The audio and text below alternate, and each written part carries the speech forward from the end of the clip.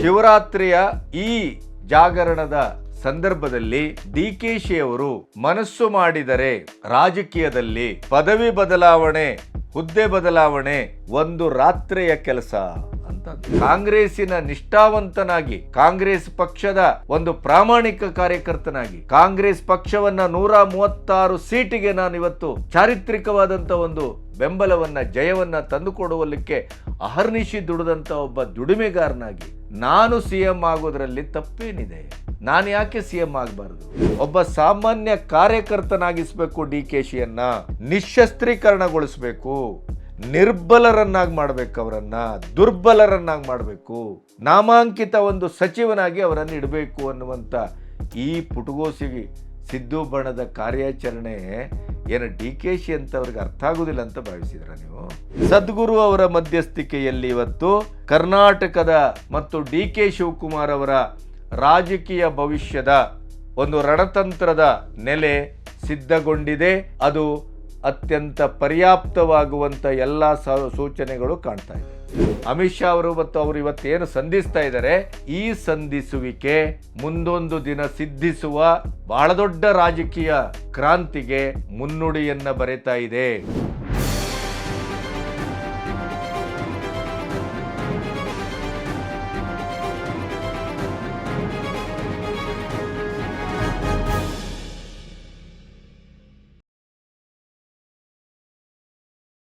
ನಮಸ್ತೆ, B Ganapati news ಚಾನಲ್ಗೆ ಸ್ವಾಗತ. ಮತ್ತೆ ಡಿಕೆ ಶಿವಕುಮಾರ್ ಅವರ ಕ್ಲೈಮ್ಯಾಕ್ಸಿನ ಬಗ್ಗೆ ಅತ್ಯಂತ ಖಚಿತವಾಗಿ ನಿಮ್ಮೊಟ್ಟಿಗೆ ಒಂದೆರಡು ಮಾತನ್ನು ಆಡಬೇಕು. ಯಾಕೆ ಮತ್ತೆ ಮತ್ತೆ ಡಿಕೆ ಶಿವಕುಮಾರ್ ಬಗ್ಗೆ ಮಾತಾಡ್ತೀರಿ? ರಾಜ್ಯದ ಬಿಟ್ಟಿ ಭಾಗ್ಯ ನೆಲಕಚ್ಚುತ್ತಾ ಇದೆ, ಅಥವಾ ನಮ್ಮ ವಿದ್ಯುತ್ ಇಲಾಖೆಯಿಂದ ಏನು ಕರೆಂಟ್ ಫ್ರೀ ಅಂತ ಹೇಳಿದರು, ಆ ಫ್ರೀ ಹಣವನ್ನು ಜನರಿಂದಲೇ ವಸೂಲು ಮಾಡುವಂಥ ಖತರ್ನಾಕ್ ಕೆಲಸಕ್ಕೆ ಕಾಂಗ್ರೆಸ್ ಸರ್ಕಾರ ಕೈ ಹಾಕಿದೆ. ಯಾವುದೇ ಭಾಗ್ಯಕ್ಕೂ ಹಣವನ್ನು ಕೊಡ್ತಾ ಇಲ್ಲ. ಇಡಿ ಅತ್ಯಂತ ಸಮರ್ಥವಾಗಿ ಈಗಾಗಲೇ ಸಿದ್ದರಾಮಯ್ಯ ಅಂತ ಲೋಕಾಯುಕ್ತದ ಏನು ಬಿ ರಿಪೋರ್ಟ್ ಬಂತು, ಅದಕ್ಕೆ ವಿರುದ್ಧವಾಗಿ ಇಡಿ ತನ್ನ ಸಂಪೂರ್ಣವಾದ ತನಿಖೆಯ ಅಂಶವನ್ನು ಬಹಿರಂಗ ಮಾಡುವ ಮೂಲಕ ಮುಖ್ಯಮಂತ್ರಿಯ ಕೊರಳಿಗೆ ಕೈ ಹಾಕುವ ಕೆಲಸವನ್ನು ಮಾಡ್ತಾ ಇದೆ. ಅದರ ಬಗ್ಗೆ ನೀವು ಮಾತಾಡ್ತಾ ಇಲ್ಲ. ಮರಾಠಿ ಪುಂಡರ ಕನ್ನಡದ ಮೇಲೆ ಅವರು ಪ್ರಹಾರ ಮಾಡ್ತಾ ಇರುವಂಥ ರೀತಿ, ಲಕ್ಷ್ಮೀ ಹೆಬ್ಬಾಳ್ಕರ್ ಸ್ವತಃ ಕನ್ನಡದಲ್ಲಿ ಮಾತಾಡುವ ಬದಲು ಮರಾಠಿಯಲ್ಲಿ ಮಾತಾಡಿದ್ದು, ಇವೆಲ್ಲ ಈ ವಿಷಯಗಳನ್ನು ನೀವು ಮಾತಾಡುವ ಬದಲು ಡಿಕೆ ಶಿವಕುಮಾರ್ ಅವರ ಬಗ್ಗೆನೇ ಮಾತಾಡ್ತಾ ಇದ್ದೀರಿ ಅನ್ನುವಂಥ ಒಂದು ವಾದವನ್ನು ನಮ್ಮ ನೋಡುಗರಾದಂಥ ನೀವು ಪ್ರೀತಿಯಿಂದ ನನ್ನನ್ನು ಚುಚ್ಚಿದ್ದೀರಿ. ಇವೆಲ್ಲದರ ಬಗ್ಗೆ ಮಾತಾಡಬೇಕು. ಯಾವಾಗ ಮಾತಾಡಬೇಕು ಅಂತಂದರೆ, ಸರ್ಕಾರ ನಮ್ಮ ಮಾತಿಗೆ ಬೆಲೆಯನ್ನು ಕೊಡ್ತದೆ ಅಂತಾದರೆ, ಸರ್ಕಾರ ಸರಿಯಾದಂಥ ಕನ್ನಡ ಭಾಷೆಯ, ಕನ್ನಡ ನೆಲದ, ಕನ್ನಡದ ಚರಿತ್ರೆಯ ಕಾವಲು ಭಟನಾಗಿ ಕೆಲಸ ಮಾಡ್ತಾ ಇದೆ ಅಂತಾದರೆ, ಅವರಿಗೆ ಜನಪರವಾದಂಥ ಒಂದು ರೀತಿ ನೀತಿ ಮತ್ತು ಅದರ ಸ್ಪಂದನದ ಬಗ್ಗೆ ಕನಿಷ್ಠ ಮಟ್ಟದ ಕಾಳಜಿ ಇದೆ ಅಂತಾದರೆ ನಾವು ಮಾತಾಡ್ಬೋದು. ಮಾತಾಡಿದ್ದೇವೆ, ಯಾವುದನ್ನೂ ಬಿಟ್ಟಿಲ್ಲ. ಎಲ್ಲವನ್ನೂ ನೇರವಾಗಿ ದಿಟ್ಟವಾಗಿ ಅವರ ಎಲ್ಲ ಜನವಿರೋಧಿ ಕೆಲಸಗಳನ್ನು ಬೊಟ್ಟು ಮಾಡ್ತಾನೇ ಬಂದಿದ್ದೇವೆ. ಆದರೆ ಈಗ ಈ ಸಂದರ್ಭದಲ್ಲಿ ವ್ಯೂಸ್ಗಾಗಿಯೋ, ಜನಪ್ರಿಯತೆಗಾಗಿಯೋ, ಚಾಪಲ್ಯಕ್ಕಾಗಿಯೋ ಮಾತಾಡ್ತಾ ಇಲ್ಲ ಡಿಕೆಶಿ ಅವರ ಬಗ್ಗೆ. ರಾಜಕೀಯದ ವಿಪ್ಲವ, ರಾಜಕೀಯದ ಸ್ಥಿತ್ಯಂತರ, ಈ ಕ್ಷಿಪ್ರವಾದಂಥ ಗಳಿಗೆಯ ಬೆಳವಣಿಗೆ, ಇದು ಮುಂದಿನ ಇಡೀ ಕರ್ನಾಟಕದ ಭವಿಷ್ಯವನ್ನು ನಿರ್ಮಾಣ ಮಾಡುವಂಥ ಸಂಕ್ರಮಣದ ಸ್ಥಿತಿ. ಇವತ್ತು ಶಿವರಾತ್ರಿಯ ಜಾಗರಣೆಯಲ್ಲಿ ಇಡೀ ಕರ್ನಾಟಕ ಅತ್ಯಂತ ಜಾಗೃತವಾಗಿ, ಎಚ್ಚೆತ್ತ ಪ್ರಜ್ಞೆಯಿಂದ ಅದರ ಬೆಳವಣಿಗೆಯನ್ನು ನೋಡಬೇಕಾದಂಥ ಒಂದು ಸೂಕ್ಷ್ಮತೆ ಇದೆ. ಕೇವಲ ನೈಟ್ ಬಾಂಬ್ ಅಂತ ನಾವು ಹೇಳಿಲ್ಲ. ಆ ಭಾಷೆ ಬಳಸುವ ಹಿಂದೆ ಒಂದು ಬಹಳ ದೊಡ್ಡ ತಂತ್ರಗಾರಿಕೆ ಇದೆ, ರಾಜಕೀಯದ ಮುನ್ಸೂಚನೆ ಇದೆ. ಅದರ ಕ್ರಾಂತಿಯ ಮುನ್ಸೂಚನೆ ಇದೆ. ಹಾಗಾದರೆ ಶಿವರಾತ್ರಿಯ ಈ ಜಾಗರಣದ ಸಂದರ್ಭದಲ್ಲಿ ಡಿ ಕೆ ಶಿಯವರು ಮನಸ್ಸು ಮಾಡಿದರೆ ರಾಜಕೀಯದಲ್ಲಿ ಪದವಿ ಬದಲಾವಣೆ, ಹುದ್ದೆ ಬದಲಾವಣೆ ಒಂದು ರಾತ್ರಿಯ ಕೆಲಸ ಅಂತಂದು ಅವರು ಹಿಂದೊಮ್ಮೆ ಹೇಳ್ತಾ ಬಂದಿದ್ದಾರೆ. ಏನು, ಪ್ರಯತ್ನಕ್ಕಿಂತ ಪ್ರಾರ್ಥನೆಯಲ್ಲಿ ಹೆಚ್ಚು ನಂಬಿಕೆಯನ್ನು ಇಟ್ಟಿದ್ದೇನೆ. ಇವತ್ತು ಪ್ರಾರ್ಥನೆಗೆ ಹೋಗ್ತಾ ಇದ್ದಾರೆ ಅವರು. ಈಶಾ ಫೌಂಡೇಶನ್ನಿನ ಜಗದ್ಗುರು ಸದ್ಗುರು ಜಗ್ಗಿ ವಾಸುದೇವ್ ಅವರು ಅವರನ್ನು ಕರೆದಿದ್ದಾರೆ. ಯಾಕೆ ಕರೆದಿದ್ದಾರೆ? ಅಲ್ಲಿಗೆ ಯಾಕೆ ಕರೆದರು? ಕಾಂಗ್ರೆಸ್ಸಿನ ಹಾಗಾದರೆ ಬೇರೆ ಯಾವುದೂ ಹುರಿಯಾಳುಗಳು ಇರಲೇ ಇಲ್ವೇ? ಕೇವಲ ಡಿ ಕೆ ಶಿ ಅವರನ್ನು ಕರೆದರು, ಪಕ್ಕದಲ್ಲಿ ಅಮಿತ್ ಶಾ ಅವರನ್ನು ಕರೆದಿದ್ದಾರೆ. ಯಾಕೆ? ಇದನ್ನು ನಾವು ನಿನ್ನೆ ಮೊನ್ನೆಯಿಂದಲೂ ಹೇಳ್ತಾ ಬಂದಿದ್ದೇವೆ. ಆಕಸ್ಮಿಕವಾಗಿ ಒಂದು ರಾತ್ರಿ ಸಾಕು ಅಂತ ಹೇಳಿಲ್ಲ. ಇದೇ ಡಿ ಕೆ ಶಿವಕುಮಾರ್ ಕ್ಷಣ ಮಾತ್ರದ ಕೆಲಸ, ನನಗೆ ನಾನು ಮನಸ್ಸು ಮಾಡಿದರೆ ಏನು ಮಾಡಬಲ್ಲೆ, ಈ ಥರದ ಅವರದೇ ಆದಂಥ ಧಾಟಿಯ ಮಾತುಗಳು ಬರಬಹುದಿತ್ತು.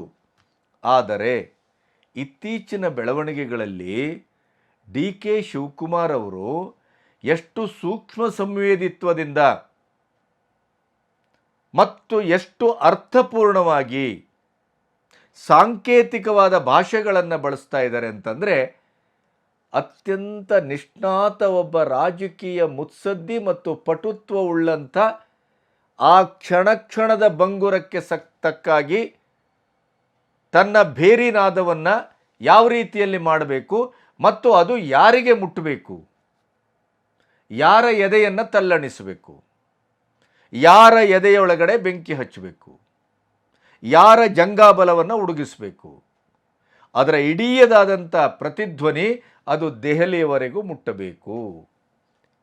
ಈ ರೀತಿಯ ಸೂಕ್ಷ್ಮತೆಯನ್ನು ನಾವು ಯಾರೂ ನಿರೀಕ್ಷೆ ಮಾಡದಿದ್ದ ರೀತಿಯಲ್ಲಿ ಸಾರ್ವಜನಿಕ ಜೀವನದಲ್ಲಿ ರಾಜಕೀಯ ದಾಳಗಳನ್ನು ಕ್ಷಣಕ್ಕೂ ಡಿ ಕೆ ಶಿವಕುಮಾರ್ ಉರುಳಿಸ್ತಾ ಇದ್ದಾರೆ. ನಿಮಗೆ ಪ್ರಾಜ್ಞತೆ ಇದ್ದರೆ, ಸೂಕ್ಷ್ಮತೆ ಇದ್ದರೆ, ರಾಜಕೀಯದ ಒಟ್ಟು ವಿಶ್ಲೇಷಣಾತ್ಮಕವಾದಂಥ ಒಂದು ಗಟ್ಟಿಯಾದ ನೆಲೆ ಸಿದ್ಧಿಸಿದ್ದಿದ್ರೆ ಇವೆಲ್ಲವೂ ನಿಮಗೆ ಕೂಲಂಕಷವಾಗಿ ಅರ್ಥ ಆಗುತ್ತೆ. ಹಾಗಾದರೆ ಡಿ ಕೆ ಶಿವಕುಮಾರ್ ಅವರು ಒಂದು ಹೆಜ್ಜೆಯನ್ನು ಕಾಂಗ್ರೆಸ್ಸಿಂದ ಹೊರಗೇನೇ ಇಟ್ಟಿದ್ದಾರೆ. ಈ ಬಾರಿ ಅದು ಯಾವುದೇ ಸಂದರ್ಭ ಏನೇ ಎದುರಾಗಲಿ, ಬ್ಲ್ಯಾಕ್ ಮೇಲ್ ಅನ್ನಿ ಅಥವಾ ನೀವು ಷಡ್ಯಂತ್ರ ಅನ್ನಿ ಅಥವಾ ನಾನು ಆಪ್ಷನ್ ನಂಬರ್ 1 ಆಪ್ಷನ್ ನಂಬರ್ 2 ಅಂತ ಹೈಕಮಾಂಡಿಗೆ ಕೊಡ್ತಾರೆ ಅಂತ ಹೇಳಿ, ಅಧಿಕಾರದ ರಾಜಕಾರಣಕ್ಕಾಗಿ ಡಿ ಕೆ ಶಿ ಅವರು ಯಾವುದೇ ಡೆಡ್ ಎಂಡ್ಗೆ ಹೋಗಲಿಕ್ಕೂ ಸಿದ್ಧವಾಗಿದ್ದಾರೆ ಅಂತ ಹೇಳಿ, ಐ ಡೋಂಟ್ ಕೇರ್. ಇದು ಸುವರ್ಣ ಅವಕಾಶ. It's A golden opportunity for me.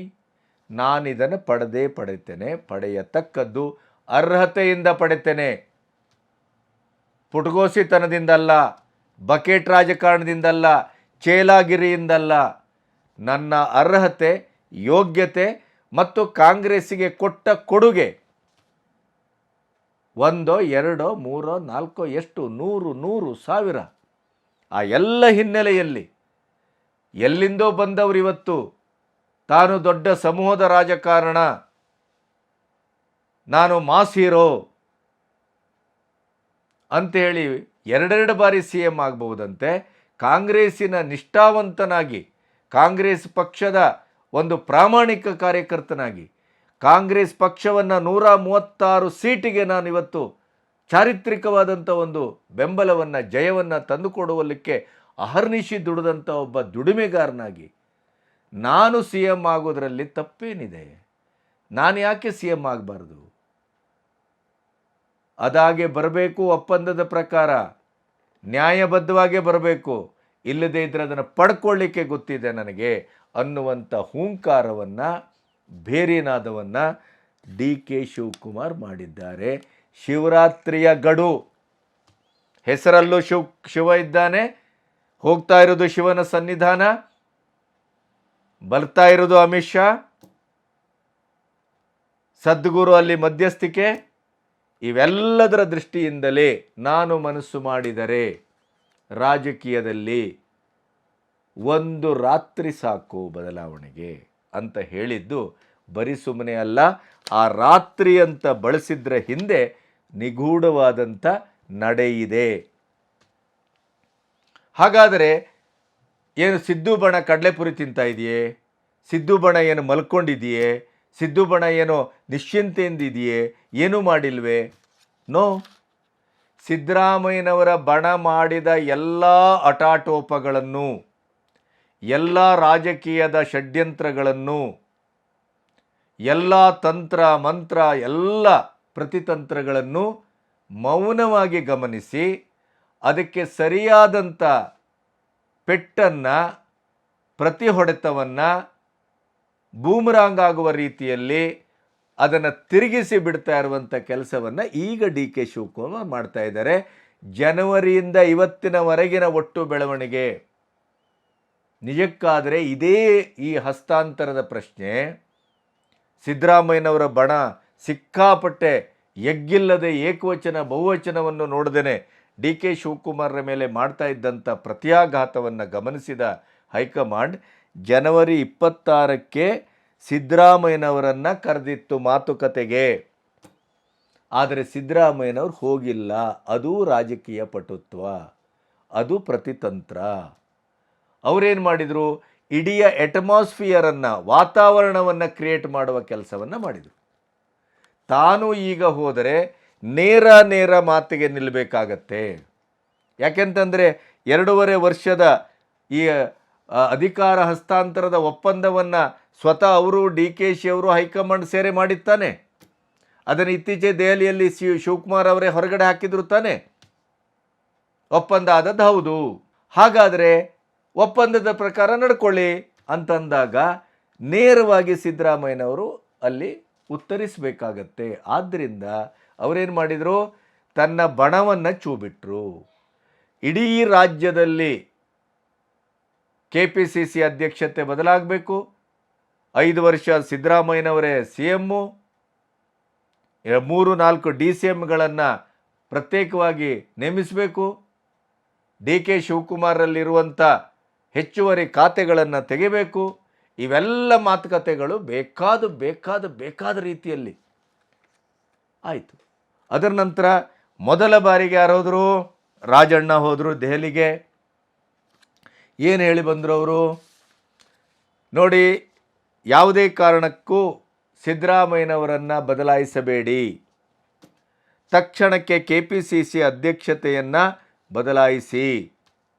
ಒಮ್ಮೆ ನೀವು ಡಿ ಕೆ ಶಿ ಅವರ ಕಾರಣಕ್ಕಾಗಿ CM ಪಟ್ಟವನ್ನು ಬದಲಿಸುವುದಿದ್ದರೆ ನೀವು ಖರ್ಗೆ ಅವರೇ ನೀವೇ ಆಗಿ, ಮತ್ತು KPCC ಅಧ್ಯಕ್ಷತೆಗೆ ನಾನೇ ಸಿದ್ಧನಿದ್ದೇನೆ ಅನ್ನುವಂಥ ಮಾತಾಡಿ ಬಂದರು. ಆಮೇಲೆ ಸತೀಶ್ ಜಾರಕಿಹೊಳಿ ಹೋದರು. ಸತೀಶ್ ಜಾರಕಿಹೊಳಿ ಹೋದವರು ಅವರೊಂದು ಬಾಂಬನ್ನೇ ಹಾಕಿ ಬಂದರು.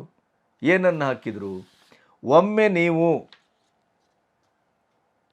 ಡಿ ಕೆ ಶಿವಕುಮಾರ್ ಅವರನ್ನು ನಿಮ್ಮ ಒಪ್ಪಂದದ ಪ್ರಕಾರ ನೀವು ಮುಖ್ಯಮಂತ್ರಿ ಮಾಡಿದರೆ ತಕ್ಷಣ ನೇರ 60 ಜನ ಶಾಸಕರು ಪಕ್ಷವನ್ನು ಬಿಡ್ತಾರೆ. ನೆನಪಿಡಿ, ನಂಬರನ್ನು ಕೊಟ್ಟು ಬಂದರು. ಯಾವುದೇ ಕಾರಣಕ್ಕೂ ನೀವು CM ಅನ್ನು ಬದಲಾಯಿಸುವ ಪ್ರಶ್ನೆಯೇ ಇರಬಾರದು. ಇಲ್ಲ, ನೀವು ಡಿ ಕೆ ಶಿವಕುಮಾರ್ ಅಂತಂದರೆ 60 ಜನ ಶಾಸಕರು ಹೊರಗಡೆ ಹೋಗ್ತಾರೆ. ಅದರ ಜೊತೆಗೆ ಕಾಂಗ್ರೆಸ್ಸಿನಲ್ಲಿ ಯಾವ ಶಾಸಕರಿಗೂ ಕೂಡ ಡಿ ಕೆ ಶಿವಕುಮಾರ್ ಮುಖ್ಯಮಂತ್ರಿ ಆಗುವ ಅಪೇಕ್ಷೆಯೂ ಇಲ್ಲ, ನಿರೀಕ್ಷೆಯೂ ಇಲ್ಲ. ನಾನು ಸ್ವತಃ KPCC ಅಧ್ಯಕ್ಷತೆಯ ಹುರಿಯಾಳು, ನನಗೂ ನೀವು ಡಿ ಕೆ ಶಿವಕುಮಾರ್ ಆಗಿ 2-3 ಅಧಿಕಾರವನ್ನು ಕೊಡಿ ಅಂತ ಅವರು ಹೇಳಿ ಬಂದರು. ಆ ನಂತರ ಡಾಕ್ಟರ್ ಪರಮೇಶ್ವರ್ ಸರದಿ, ಹೇಗೋ ನಿಮಗೆ ಗೊತ್ತಿದೆ, ಮೊದಲ ಹಂತದಲ್ಲಿ ಸ್ವತಃ ಸಿದ್ದರಾಮಯ್ಯನವರಿಂದಲೇ ಅವರು ಮುಖ್ಯಮಂತ್ರಿ ಪದವಿಯನ್ನು ಕಳ್ಕೊಂಡವರು, ಅವರನ್ನು ಸೋಲಿಸಲಾಯಿತು. ಹಾಗಾಗಿ ಅವರು ಹೇಳಿದರು, ನೀವು CM ಪಟ್ಟ ಬದಲಾಯಿಸ್ತೀರಿ ಅಂತಂದರೆ ನಾನು ದಲಿತನಿದ್ದೇನೆ, ನನಗೇನೆ ನೀವು ಕೊಡಬೇಕು, ಇಲ್ಲದೇ ಇದ್ದರೆ ಖರ್ಗೆ ಅವರನ್ನು ಮಾಡಿ. ಡಿ ಕೆ ಶಿ ಅವರನ್ನು ಮಾಡುವ ಪ್ರಶ್ನೆನೇ ಇಲ್ಲ ಪಕ್ಷ ಒಡೆದೋಗುತ್ತೆ. ನನಗೆ ಕೊಡಿ ಇಲ್ದರೆ ಖರ್ಗೆ ಅವರೇ ನೀವೇ ಆಗಿ. KPCC ಅಧ್ಯಕ್ಷತೆಯನ್ನು ತಕ್ಷಣ ಬದಲಾಯಿಸಬೇಕು. ಇದು AICCಯ ಏನು ಒಂದು ಸಿದ್ಧಾಂತ ಇದೆ, ರೀತಿ ನೀತಿ ಇದೆ. ನೀವೇ ಅದನ್ನು ರಾಜ್ಯದಲ್ಲಿ ಇಂಪ್ಲಿಮೆಂಟ್ ಮಾಡದೇ ಇದ್ದರೆ ಮತ್ತು ಅದರ ಅರ್ಥ ಏನು ಅಂತ ಕೇಳಿಬಂದರು. ಅವರು ಕೇಳಿಬಂದ ಮೇಲೂ ಇದು ಏನೂ ಉದ್ಧಾರ ಆಗೋದಿಲ್ಲ, ಯಾವುದೇ ಆ್ಯಕ್ಷನ್ನು ಇಲ್ಲ, ರಿಯಾಕ್ಷನ್ನು ಇಲ್ಲ, ಏನೂ ಇಲ್ಲ ಅಂತಂದಾಗಲೇ ನಿಮಗೆ ನೆನಪಿದೆ ಪರಮೇಶ್ವರ್ ಅವರು ಸಾರ್ವಜನಿಕ ಜೀವನದಲ್ಲಿ ಸಾರ್ವಜನಿಕ ಭಾಷಣ ಮಾಡ್ತಾ ಇರುವಾಗ ಅವರ ಬೆಂಬಲಿಗರೊಟ್ಟಿಗೆ ಬೇರೆಯೇ ಆದಂಥ ಒಂದು ಆಶಯವನ್ನು ಹೊಂದಿ ದೂರದರ್ಶಿತ್ವದಲ್ಲಿ ಮತ್ತು ಒಳಾಶಯದಲ್ಲಿ ಈ ಹತಾಶೆಯಿಂದಲೇ ನಾನು ರಾಜೀನಾಮೆಯನ್ನು ಕೊಡ್ತೇನೆ ಅನ್ನುವಂಥ ಅಸ್ತ್ರವನ್ನು ತೇಲಿಬಿಟ್ರು. ಆ ನಂತರ KPCC ಅಧ್ಯಕ್ಷತೆ ಅಥವಾ CM ಪದವಿ DK ಶಿವಕುಮಾರು ಈ ವಿಷಯದಲ್ಲಿ ಸಿದ್ದು ಬಣದಲ್ಲಿ ಏನೇನು ಆಯಿತು ಅನ್ನೋದನ್ನು ನಾನು ನಿಮ್ಗೆ ಹೇಳಬೇಕಾಗಿಲ್ಲ. ನಿನ್ನೆ ಏನು ದೆಹಲಿಗೆ ಹೋದರು 300 ಜನರ ಪದಾಧಿಕಾರಿಗಳ ಪಟ್ಟಿ ಹಿಡಿದು, ಅದಕ್ಕೆ ಹಿನ್ನೆಲೆ ಮೊನ್ನೆ ಅವರು ಬಂದ ತಕ್ಷಣ ದುಬೈನ ಒಂದು ದಿನದ ಕಾರ್ಯಕ್ರಮವನ್ನು ಮೊಟಕುಗೊಳಿಸಿ, ಪ್ರವಾಸವನ್ನು ಮೊಟಕುಗೊಳಿಸಿ ನೇರ ದೆಹಲಿ ಇಲ್ಲಿ ಬೆಂಗಳೂರಿಗೆ ಬಂದರು. ಬೆಂಗಳೂರಿಗೆ ಬಂದ ತಕ್ಷಣ ಪಕ್ಷ ಸಂಘಟನೆ, ಈ ಬರುವಂಥ ಒಂದು ಚುನಾವಣೆಗೆ, ಸ್ಥಾನಿಕ ಚುನಾವಣೆಗೆ ತಯಾರಿ, ಸೋತವರ ಪರವಾದಂಥ ಮುಂದೆ ಅವರನ್ನು ಗೆಲ್ಲಿಸುವುದು ಹೇಗೆ ಅನ್ನುವಂಥ ಅವರ ಸಭೆ, ಈ ಎಲ್ಲ 4-6 ಸಭೆಯನ್ನು ಯಾಕೆ ಮಾಡಿದರು ದಿಢೀರ್ ಅಂತ, ಅದು ಏನು ಅನ್ನೋದನ್ನು ಒಂದು ಮಗ್ಗುಲಿಂದ ಹೇಳಿದ್ದೆ ನಾನು. ಇನ್ನೊಂದೇನು ಅಂತಂದರೆ ಅವ್ರ ಮೇಲೆ ಒಂದು ಆಪಾದನೆ ಇತ್ತು ಹೈಕಮಾಂಡಿಗೆ, ಈ ರಾಜಣ್ಣ ಆ್ಯಂಡ್ ಕಂಪ್ನಿ. ಏನು ಅಂತಂದರೆ ಅವರಿಗೆ ಕೆಲವು ಖಾತೆಗಳಿದೆ, ಬೆಂಗಳೂರಿನ ಉಸ್ತುವಾರಿ ಇದೆ,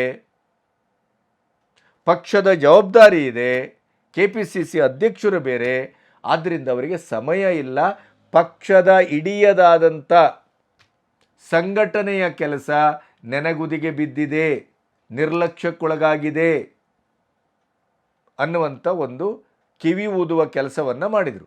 ಅದಕ್ಕಾಗಿಯೇ ಪಕ್ಷ ಸಂಘಟನೆಯನ್ನು ನನ್ನಂಥವನಿಗೆ ಪಾಠ ಮಾಡ್ತೀರೇನು ನೀವು? ಪಕ್ಷವನ್ನು ಯಾವ ರೀತಿ ಸಂಘಟಿಸಬೇಕು, ಆ ಸಂಘಟಿಸಿದರ ಪರಿಣಾಮ ಏನು ಅನ್ನೋದನ್ನು 136 ಸೀಟು ಅಂಕಿ ಅಂಶಗಳ ಸಮೇತ ತಂದುಕೊಟ್ಟಿದ್ದೇನೆ ನಾನು. ಯಾವುದೇ ಅಧಿಕಾರ ಇಲ್ಲದೆ ಇದ್ದಾಗ ಸಂಪನ್ಮೂಲ ಎಲ್ಲಿ ಅನ್ನುವ ಪ್ರಶ್ನೆಗೆ ಹೈಕಮಾಂಡಿಗೆ ಏಕಮೇವಾದ್ವಿತೀಯನಾಗಿ ನಾನೇ ಉತ್ತರ ಕೊಟ್ಟಿದ್ದೇನೆ, ನೀವಿರಲಿಲ್ಲ. ಪಕ್ಷ ಸಂಘಟಿಸುವುದು ನನಗೆ ಏನೂ ದೊಡ್ಡ ಕೆಲಸ ಅಲ್ಲ ಅಂತಂದ್ರು ಒಂದು ದಿನದಲ್ಲಿ 4-6 ಮೀಟಿಂಗಲ್ಲಿ ತಾನು KPCC ಅಧ್ಯಕ್ಷ ಅಂದರೆ ಏನು, ನಾಯಕತ್ವ ಅಂದರೆ ಏನು, ಅದಕ್ಕಾಗಿ ಹೇಳಿದರು ಹುದ್ದೆಗಳು ಮುಖ್ಯ ಅಲ್ಲ, ದೂರದರ್ಶಿತ್ವ, ನಾಯಕತ್ವ, ಪಟುತ್ವ, ಸಂಘಟನಾ ಚಾತುರ್ಯ ಅದು ಮುಖ್ಯ. ವಿರೋಧಿಗಳಿಗೆ ನೇರವಾಗಿ ಚಾಟಿಯ ಏಟನ್ನು ಕೊಟ್ಟರು ಅವರು ಮೀಟಿಂಗಲ್ಲಿ. ಹೀಗೆ DK ಶಿವಕುಮಾರ್ ಎಲ್ಲೆಲ್ಲಿ ಹೇಗೆ ಬಡಿಬೇಕೋ ಅಲ್ಲಲ್ಲಿ ಬಡಿತಾ ಇದ್ದಾರೆ.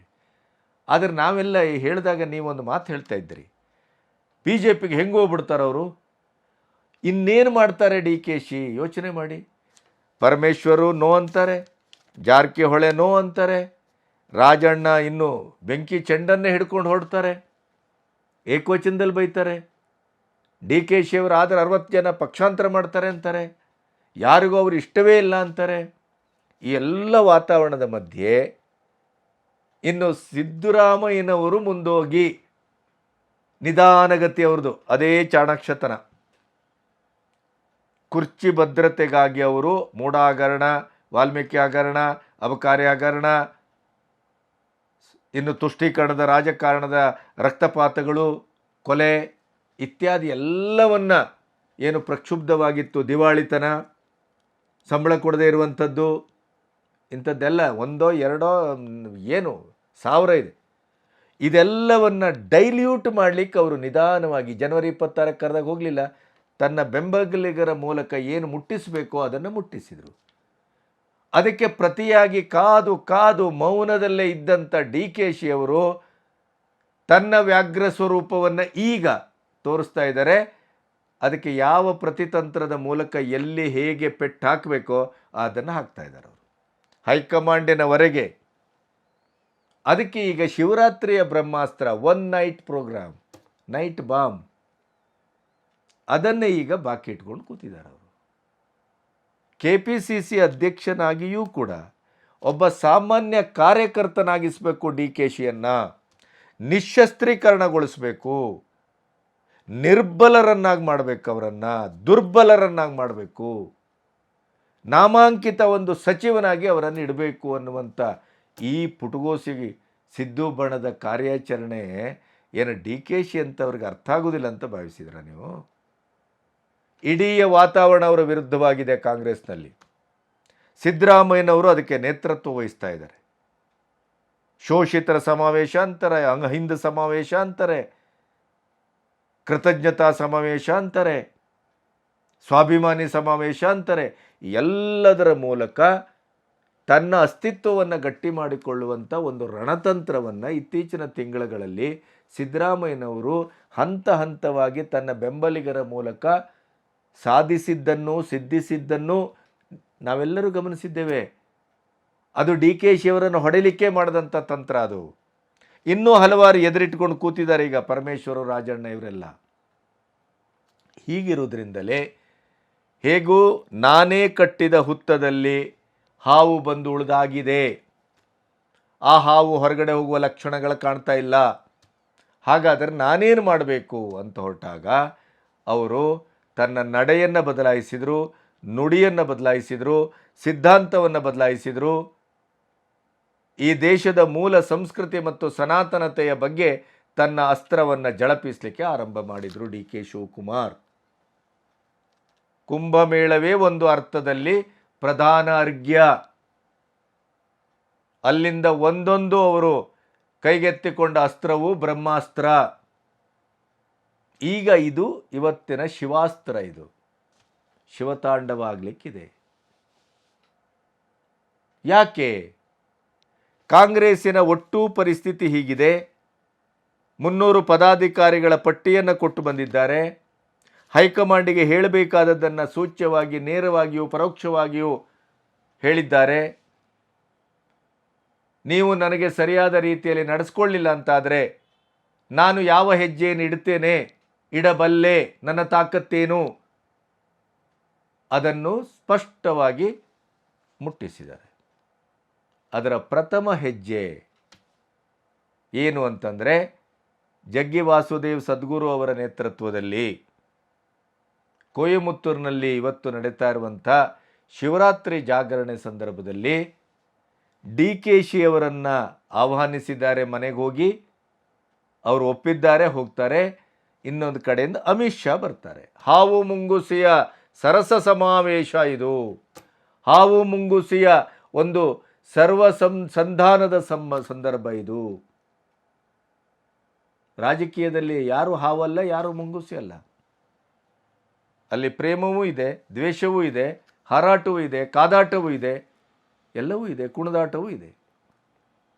ಸದ್ಗುರು ಅವರ ಮಧ್ಯಸ್ಥಿಕೆಯಲ್ಲಿ ಇವತ್ತು ಕರ್ನಾಟಕದ ಮತ್ತು ಡಿ ಕೆ ಶಿವಕುಮಾರ್ ಅವರ ರಾಜಕೀಯ ಭವಿಷ್ಯದ ಒಂದು ರಣತಂತ್ರದ ನೆಲೆ ಸಿದ್ಧಗೊಂಡಿದೆ. ಅದು ಅತ್ಯಂತ ಪರ್ಯಾಪ್ತವಾಗುವಂಥ ಎಲ್ಲ ಸೂಚನೆಗಳು ಕಾಣ್ತಾ ಇದೆ. ಡಿ ಕೆ ಶಿ ಅವರಿಗೆ ಒಂದು ಅರ್ಥದಲ್ಲಿ BJP ಅನಿವಾರ್ಯ ಅನ್ನುವಂಥ ಪರಿಸ್ಥಿತಿ ಮೇಲ್ನೋಟಕ್ಕೆ ಸ್ಪಷ್ಟವಾಗಿ ಕಾಣ್ತಾ ಇದೆ.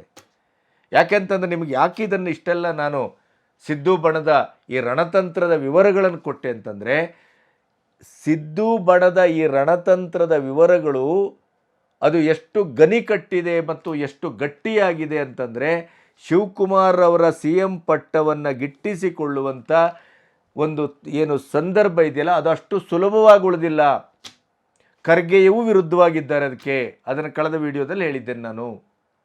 ಹಾಗಾಗಿ ಕಾಂಗ್ರೆಸ್ಸಿನಲ್ಲಿ ತನ್ನ ಆಕಾಂಕ್ಷೆಗೆ ಹೆಚ್ಚಿನ ಬಲ ಇಲ್ಲ ಅನ್ನುವಂಥ ಗ್ರೌಂಡ್ ರಿಪೋರ್ಟು ಗೊತ್ತಾದಾಗ ಅವರು BJPಯತ್ತ ಮುಖ ಮಾಡಿದ್ದು, BJPಯತ್ತ ಹೆಜ್ಜೆ ಇಟ್ಟದ್ದು. ಮೊದಲಿನ ಡಿ ಕೆ ಶಿ ಆದರೆ ಯಾವುದೇ ಕಾರಣಕ್ಕೂ ಅಮಿತ್ ಶಾ ಪಕ್ಕದಲ್ಲಿ ಕೂತಾಗ ಇಂಥ ಸರ್ಕಾರಿ ಕಾರ್ಯಕ್ರಮ ಆದರೆ ಬೇರೆ, ಇಂಥ ಸಂದರ್ಭದಲ್ಲಿ ಅವರು ಒಂದು ಶಿವರಾತ್ರಿ ಅಂತ ಕಾರ್ಯಕ್ರಮಕ್ಕೆ ಪಕ್ಕದ ಕುರ್ಚಿಯಲ್ಲಿ ಕೂತ್ಕೊಳ್ಳುವ ಪ್ರಶ್ನೆ ಇರಲಿಲ್ಲ. ಹಾಗಾದರೆ ಅದರಲ್ಲೂ ನಾನು ಹೈಕಮಾಂಡ್ ಒಮ್ಮೆ ಸಿಕ್ಕಿದರೆ ಭೇಟಿಯಾಗ್ತಾನೆ, ಇಲ್ಲದಿದ್ರೆ ಕಾಯುವ ಪ್ರಶ್ನೆ ಇಲ್ಲ. ಯಾಕೆಂತಂದ್ರೆ ನನಗೆ ಶಿವರಾತ್ರಿಯ ಪ್ರೋಗ್ರಾಮಿಗೆ ಸದ್ಗುರು ಕರೆದಿದ್ದಾರೆ, ಹೋಗಲೇಬೇಕು ನಾನು ಅಂತ ಅವರು ಬೆಂಗಳೂರಿನಲ್ಲೇ ಹೇಳಿ ಹೋದದ್ರ ಹಿನ್ನೆಲೆ ಏನು? ಸೋನಿಯಾ ಗಾಂಧಿ ಆಗ್ಬೋದು, ರಾಹುಲ್ ಗಾಂಧಿ ಆಗ್ಬೋದು, ಖರ್ಗೆ ಅವರಾಗ್ಬೋದು, ಯಾರೇ ಇಂಥ ಒಂದು ಮೀಟಿಂಗಿನ ಪ್ರಶ್ನೆ ಅಥವಾ ಅವರೊಟ್ಟಿಗೆ ಸಿಗಬೇಕು ಅನ್ನುವ ಪ್ರಶ್ನೆ ಅವ್ರು 2 ದಿನ 4 ದಿನ ಕಾದದುಂಟು, ವಾರಗಟ್ಟಲೆ ಕಾದದುಂಟು. ಈ ಸರಿ ಅವ್ರು ನಾವು ಕಾಯಲಿಕ್ಕೆ ಸಮಯ ಇಲ್ಲ ಅನ್ನುವಂಥ ಮಾತನ್ನು ಆಡ್ತಾರೆ ಅಂತಾದರೆ, ಈ ನೈಟ್ ಬಾಂಬು, ನೈಟ್ ವಿಸಿಟ್ಟು, ಈ ರಾತ್ರಿಯ ಸಮಾವೇಶ ಡಿ ಕೆ ಶಿವಕುಮಾರ್ ಅವರಿಗೆ ಬಹಳ ಪ್ರಮುಖವಾದದ್ದು. ಕಾಂಗ್ರೆಸ್ಸು ತನ್ನನ್ನು ಸಂಪೂರ್ಣವಾಗಿ ವಿಲನ್ ಮಾಡಲಿಕ್ಕೆ ಹೊರಟಿದೆ, ತನ್ನನ್ನು ಖಳನಾಯಕನಾಗಿ ಚಿತ್ರಿಸಲಿಕ್ಕೆ ಹೊರಟಿದೆ.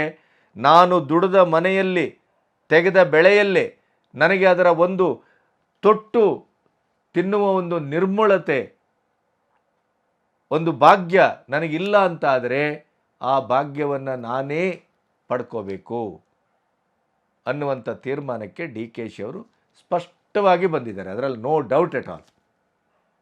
ಅಮಿತ್ ಶಾ ಅವರು ಮತ್ತು ಅವರು ಇವತ್ತೇನು ಸಂಧಿಸ್ತಾ ಇದ್ದಾರೆ, ಈ ಸಂಧಿಸುವಿಕೆ ಮುಂದೊಂದು ದಿನ ಸಿದ್ಧಿಸುವ ಬಹಳ ದೊಡ್ಡ ರಾಜಕೀಯ ಕ್ರಾಂತಿಗೆ ಮುನ್ನುಡಿಯನ್ನು ಬರೆತಾ ಇದೆ.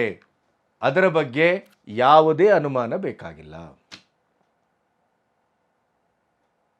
ಇದೆಲ್ಲವನ್ನ ಮೀರಿ ಸಿದ್ದು ಬಣವನ್ನು ಸಂಪೂರ್ಣ ಸೈಲೆಂಟ್ ಮಾಡಿ, ಈ ಬೇಕಾಬಿಟ್ಟಿ ಹೇಳಿಕೆ ಕೊಡ್ತಾ ಇದ್ದಂಥ ಈ ರೆಬೆಲ್ಸ್ಗಳನ್ನು, ಈ ಡಿ ಕೆ ಶಿ ವಿರೋಧಿಗಳನ್ನು ಕೂಡ್ರಿಸಿ ಬಡ್ದು ಮಾತಾಡಿದರೆ ಜಾಗ್ರತೆ ಅನ್ನುವಂಥ ಲೆವೆಲ್ಲಿಗೆ ಹೈಕಮಾಂಡ್ ಏನಾರು ಬಂದು ಸಂಪೂರ್ಣ ಅವರನ್ನು ಬದಿಗೆ ಸರಿಸಿ ಡಿ ಕೆ ಶಿವಕುಮಾರ್ ಅವರಿಗೆ ಸಿ ಎಂ ಪಟ್ಟದ ರತ್ನಗಂಬಳಿ ಹಾಸಬಹುದೇ? ಆ ನಿರೀಕ್ಷೆ ಮಾಡ್ತೀರಾ? ಇಷ್ಟೆಲ್ಲ ಕತೆ ಕೇಳಿದ ಮೇಲೆ ನಿಮಗೂ ಅನಿಸೋದಿಲ್ವೇ ಇಂಪಾಸಿಬಲ್ ಅಂತ? ಬರೀ ಸುಮ್ಮನೆ ಡಿ ಕೆ ಶಿ ಅವರು ಈ ಥರದ ಹೆಜ್ಜೆಯನ್ನು ಇಡಲಿಕ್ಕೆ ಅವರು ಮುಂದಾದದ್ದಲ್ಲ. ಹತಾಶರಾಗಿದ್ದಾರೆ, ಬೇಸರಗೊಂಡಿದ್ದಾರೆ, ಆಘಾತಗೊಂಡಿದ್ದಾರೆ. ಯಾಕೆಂತಂದರೆ ತಾನು ದುಡಿದದ್ದು, ತಾನು ಕಟ್ಟಿದ್ದು, ತಾನೇ ಕಟ್ಟಿದ ನೆಲೆ, ತನ್ನದೇ ಶ್ರಮ, ಸಂಪನ್ಮೂಲ ಎಲ್ಲವನ್ನೂ ಹಾಕಿ ಅಲ್ಲಿ ಬಂದು ಯಾವುದೋ ಒಂದು ಹಾವು ಒಂದು ಕೂತ್ಕೊಂಡು ಇವತ್ತು ರಾಜ್ಯಭಾರ ಮಾಡ್ತದೆ, ನಾನು ಮುಂದೂ ನಾನೇ, ಹಿಂದೂ ನಾನೇ, ಇವಂದೂ ನಾನೇ ಅಂತ ಕೂತ್ಕೊಂಡ್ಬಿಡ್ತದೆ ಅಂತ ಆದರೆ ಏನಾಗಬೇಡ ಡಿ ಕೆ ಶಿವಕುಮಾರರ ಪರಿಸ್ಥಿತಿ. ಅಂತಹ ಸಂದರ್ಭದಲ್ಲಿ, ಅಂಥ ಅಗ್ನಿದಿವ್ಯದಲ್ಲೇ, ಆ ಹತಾಶೆಯ ಹಳವಂಡದಲ್ಲಿ ಅವರು ಆಕ್ರೋಶಗೊಂಡು, ಹುರಿಗೊಂಡು ನಿಂತು ಇವತ್ತು ವಾರ್ನ್ ಮಾಡ್ತಾ ಇದ್ದಾರೆ. ಅವರು ಹೈಕಮಾಂಡಿನವರೆಗೂ ವಾರ್ನ್ ಮಾಡ್ತಾ ಇದ್ದಾರೆ. ನನ್ನನ್ನು ಸತ್ಕರಿಸಿ ನನ್ನನ್ನು ಮಾತು ಕೊಟ್ಟ ಪ್ರಕಾರ ನೀವು ನಡೆಸ್ಕೊಂಡ್ರೆ ಓಕೆ, ಇಲ್ಲದೇ ಇದ್ದರೆ ನನ್ನ ದಾರಿ ನನಗೆ.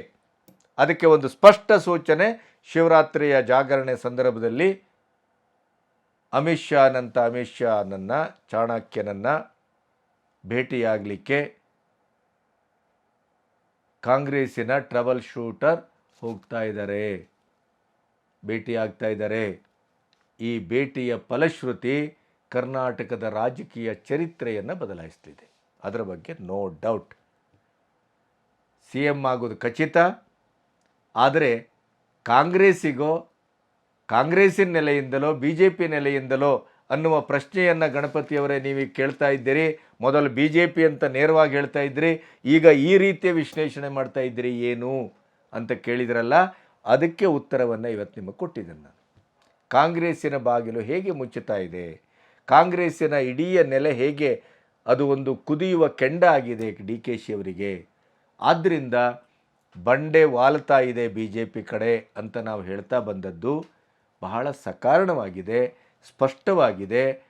ಅದಕ್ಕೆ ಯಾವುದೇ ರೀತಿಯ ಒಂದು ಸಂಶಯವೂ ಬೇಡ, ತರ್ಕಬದ್ಧವಾಗಿದೆ.